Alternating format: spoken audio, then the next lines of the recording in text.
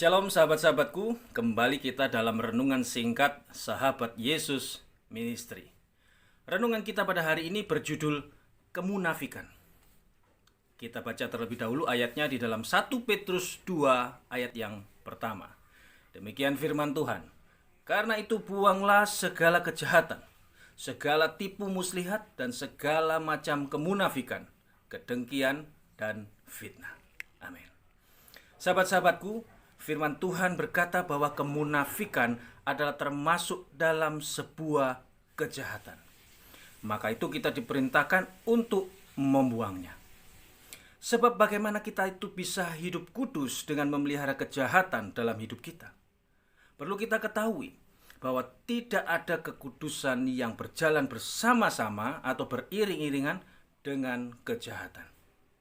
Bagaimana seseorang bisa dikatakan hidupnya kudus jika dia itu masih hidup melekat dengan duniawi?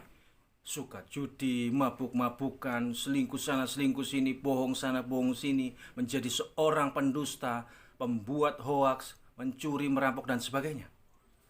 Nah, di sini Rasul Petrus ingin mengajarkan dan menuntut orang Kristen itu untuk hidup sebagaimana mereka adalah ciptaan baru yang telah dilahirkan kembali, yang memiliki kehidupan seperti seorang bayi yang baru lahir, tanpa tipu muslihat, tanpa kemunafikan, tanpa kedengkian, tanpa fitnah, tanpa kejahatan apapun.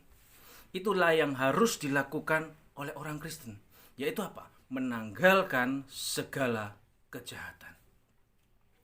Jadi ketika Rasul Petrus menggambarkan kita ini di bawah karakter seorang bayi yang baru lahir, dia itu ingin kita mengesampingkan semua yang tidak sesuai dengan karakter itu. Jadi seperti itu. Nah, di sini ada satu kejahatan yang cukup menarik perhatian saya untuk saya bahas lebih dalam. Kejahatan apakah itu? Kejahatan kemunafikan. Oke, poin yang pertama. Apa itu kemunafikan?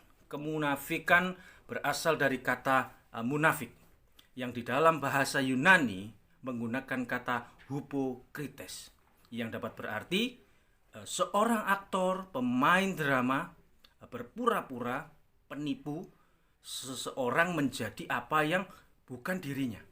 Nah, kalau dalam cerita tragedi Yunani, aktor-aktornya itu ya, yang menggunakan topeng, itu dikenal sebagai Hippolytes, yang artinya orang yang tidak sama dengan sosok yang mereka sedang tampilkan. Gitu. Ada beberapa komentar dari beberapa penafsir mengenai arti daripada kemunafikan. Yang pertama ada Jamieson, Fausset and Brown. Jamieson, Fausset and Brown berkata bahwa kemunafikan artinya berpura-pura menjadi apa yang bukan kita, dan tidak menunjukkan siapa kita itu sebenarnya.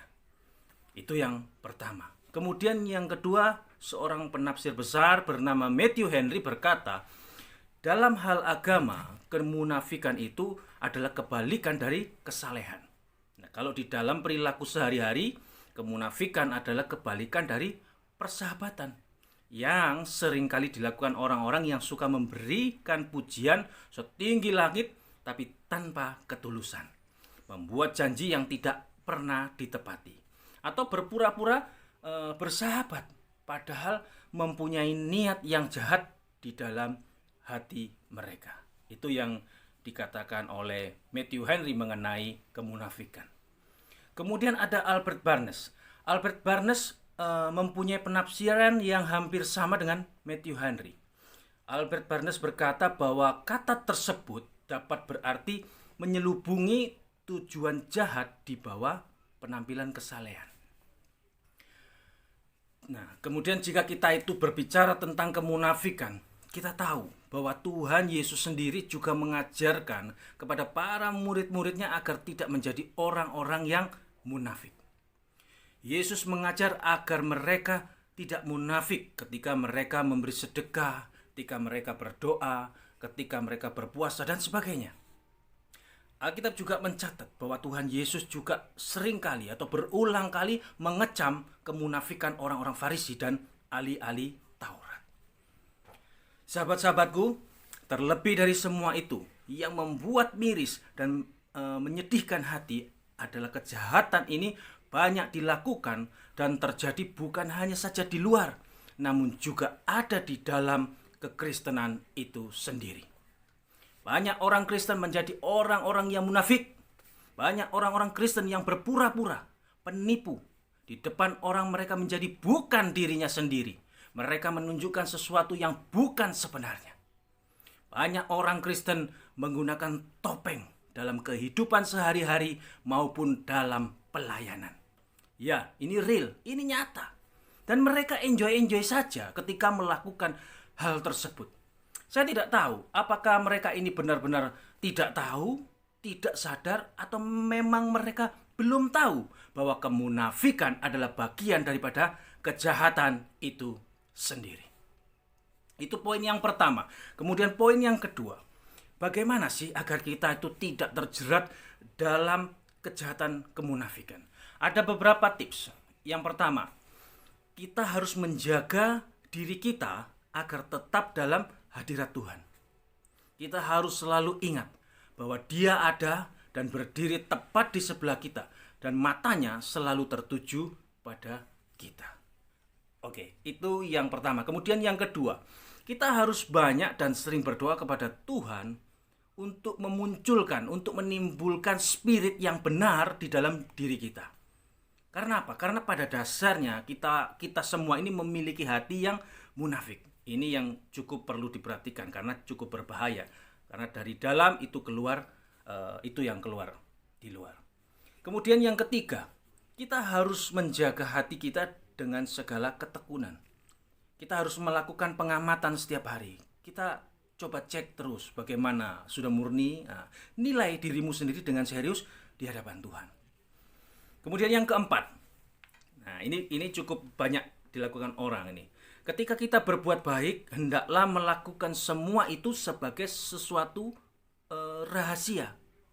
Baik dalam belas kasihan, berdoa, berpuasa, dan sebagainya. Seperti ada firman berkata bahwa tangan kanan memberi, tangan kiri jangan terlihat. Itu yang keempat. Kemudian yang kelima, yang terakhir. Ketika kita berbicara atau berlaku dengan siapa saja, lakukan itu tanpa tipu muslihat. Jadilah apa adanya. Dan hindari bergaul atau berteman dengan orang-orang yang munafik. Itu ada beberapa tips agar kita terhindar daripada kejahatan kemunafikan. Untuk itu kesimpulannya adalah bahwa firman Tuhan dalam renungan singkat kali ini mengajarkan sekaligus menegur dan mengingatkan kepada kita semua agar kita ini tidak menjadi orang-orang Kristen yang munafik. Hidup penuh dengan kemunafikan. Karena ingat, kemunafikan itu adalah sebuah kejahatan. Kejahatan yang harus segera kita tanggalkan dan buang jauh-jauh. Haleluya. Amin. Tetap semangat, tetap percaya kepada Tuhan Yesus apapun yang terjadi. Tuhan Yesus memberkati. Shalom.